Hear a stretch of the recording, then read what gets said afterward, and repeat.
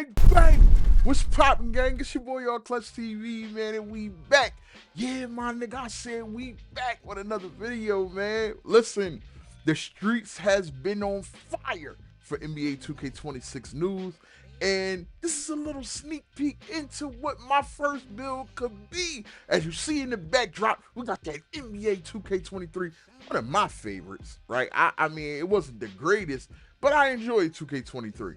But nonetheless, we about to dive into this video, man, because there's a lot to talk about. So on screen, I know this is old, but this is going to reference the video very well. This is my 6'11" mismatch nightmare.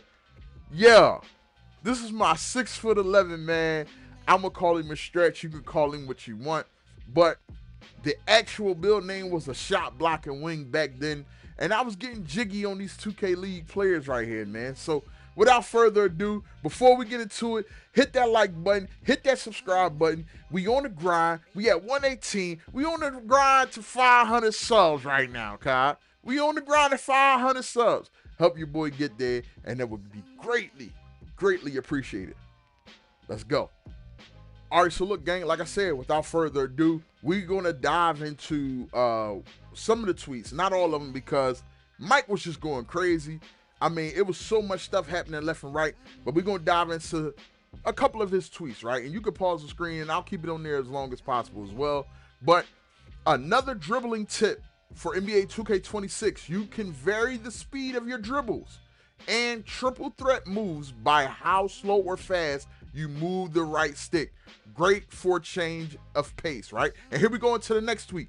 Going to loosen up the height restrictions for Jay Williams layup packages and several others to under 6'10", and we will also do the same for many dribble sigs, previously limited it to small guards. So look, like I said, I know this build right here that I'm showcasing is a 6'11", but at the end of the day, there is so much news that came out from NBA 2K26 where I'm like, okay, so even if I can't do what I want to do, I can still do other things on the back end with cap breakers and other things like the specialization category that we're about to dive into right now. So stay tuned. I'm telling you, stay locked. It's a banger.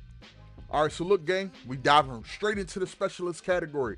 Now, you could pause the screen, but you have finishing, shooting, playmaking, defense, and rebounding. And these specialization categories will let you further deepen your bag with your build. As we go into shooting right here, as you can see, you have on screen shooting cap breaker with reaching goal level 6, which is in the zone. Then we right into goal number 7, which is proven winner, which will then give you the max +1 shooting and a unique archetype name. And then we're going to dive into goal number 9, which is the max +2 and a shooting sleeve with making 2,000 jumpers. Man, like I said before, Mike Wang and the team is really getting in they Duffy with this, man.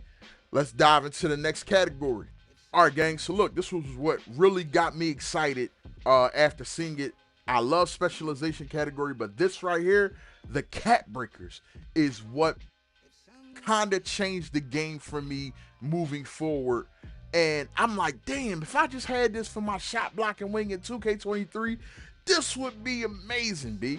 I'm going to be real with you, because it's like, now that you can cap break a category, and they gave me the example of if you have a park build and you want to play with that park build in rec, but you don't have free throw, you can then tack on some cap breakers to that actual thing. Now, for me, I would never cap break free throws, but the option is there, right?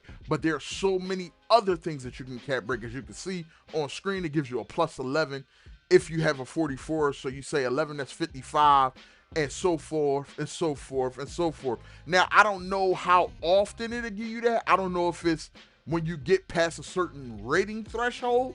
That's the question for me. But there's so much more to dive into with these cap breakers, man. And as you can see, it changes the landscape of your build depending on what you're trying to do. So I'm locked in, man. I'm hyped for 2K26. They got me. I'm getting ready to pre-order. They got me, fam. They got me. So look, Let me know what y'all think down below. And like I said, chop it up with me, man. We about to dive into the last topic. It's the last but not least. You know what I'm saying? And we're going to dive into the Rebirth. Stay tuned. All right, gang. So last but not least, we got Rebirth, man. 90 at silver, 95 and up to 99 at gold, Hall of Fame, and legend. If your build allows you to get that far with your badges. But this is what I was saying earlier about my 6'11" in 2K23, man. This is going to allow me to remake this build.